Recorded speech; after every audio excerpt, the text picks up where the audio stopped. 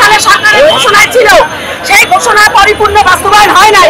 এবং আপনারা জানেন 24-এ ছাত্র জনতার জুলাই আগস্টের যে ছাত্র জনতার গণ অভ্যুত্থানে যে সংস্কার চলছে, সেখানে আমরা 10-12 বার কর্মসূচি করেছি এবং পরবর্তীতে তারা 2টা চিঠি করেছে, সেই চিঠিটা এখন পর্যন্ত বাস্তবায়ন হয় নাই।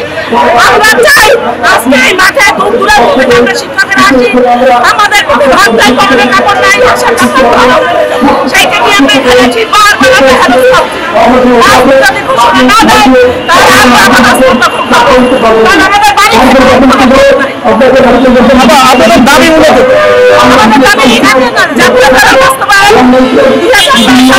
2013 সালে 13 জানুয়ারি সরকারের ঘোষণা ছিল বিদ্যালয় থাকবে না।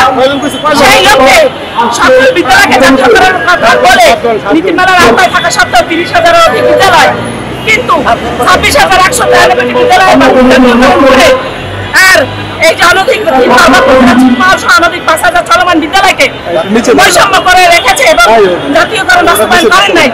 আমরা সেই লক্ষ্যে